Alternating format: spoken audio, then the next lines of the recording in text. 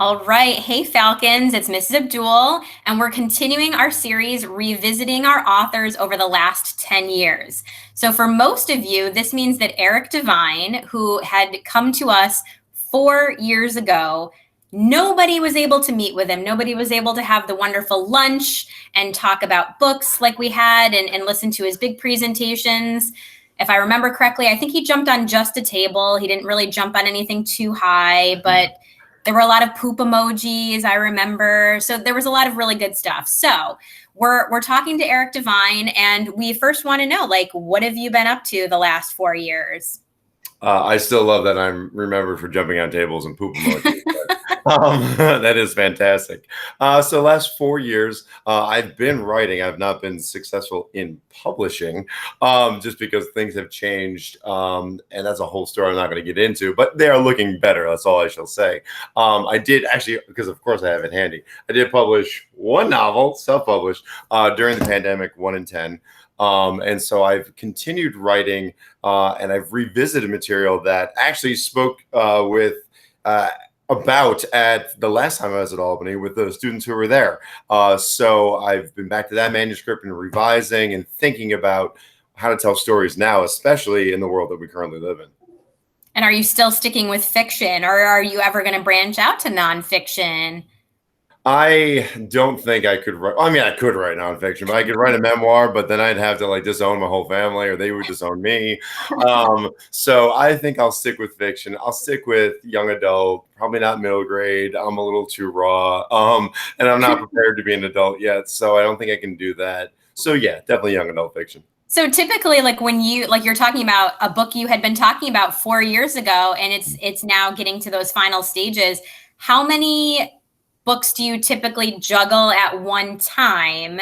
And, with that, like, is there any point that you get to it, if it's not going to happen, you just table it and put it away for a little while, or do you try to see something through? I try to see them all through. This one in particular, though, I don't know. Writers get like that itch, and you just got to keep scratching it until you're good.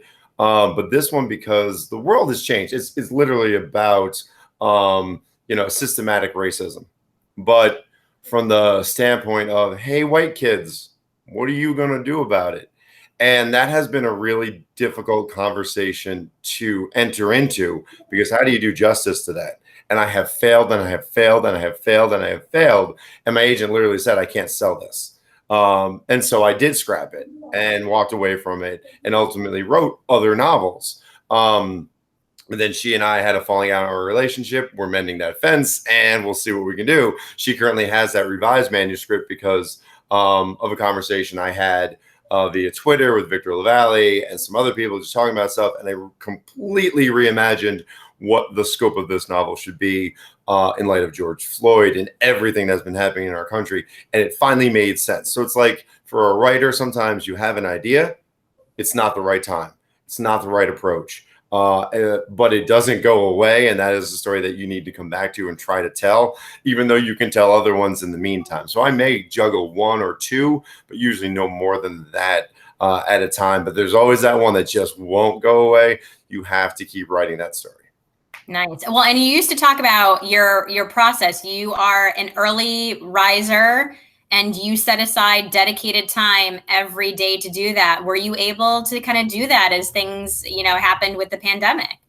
I am. I'm a 4 a.m. to 6 a.m. writer, which is ridiculous. But I go to bed at 8 o'clock. I'm like a child, and it's kind of insane. But during the pandemic, I really couldn't. I could not write at all. I'd still get up and I would read stuff, and it's always journal. So I shouldn't say I wasn't writing. Just wasn't writing anything that would be like, commercially available. I'll look back at my journals, I'm sure, in years to come, and be like, oh my God, that's what I was thinking about in March and in April and in May. Because it wasn't until about July that I was finally able to come back to writing. Part of that was because school was over for me. I'm a teacher. And so I was like, all right, clear headspace for a month. Now I can write. And I wrote solidly for 2 months. While prepping to go back to school. But I kept that schedule even, like 7 a.m. is usually in the summer for me. So 4 a.m., 6 a.m., 7 a.m. to whatever in the summer, we'll get the job done. Then I can just walk away, know that I'm good, kind of like people who exercise in the morning. God bless them. I can't do that. And then I feel good. My brain is good and I can move on. And how do you, like, if things strike you not during that time, how do you capture that? Do you always walk around with a journal? Do you have a note app on your phone? Yeah, I mean, notes on the phone, absolutely 100% do that all the time. I will send myself emails all the time as well, because that's the one thing I know. It's in my inbox. I'll get to it. Sometimes I forget the notes are there. I am terrible about this because I'll driving, and I know a lot of people will say this, but once you drive, your brain goes somewhere, or it's the shower too. It's like, oh my God, I got the idea, and I got to go get it down, or I'll lose it. But often the really good ones stick. So it doesn't matter where you are. But even in the shower, I'll do like a little note on the door in the glass, and I'll come back to it because like I know what it means, and I'll get it when I'm done. But yeah, you got to take those notes down because yeah, you're always thinking about the story even when you're not writing.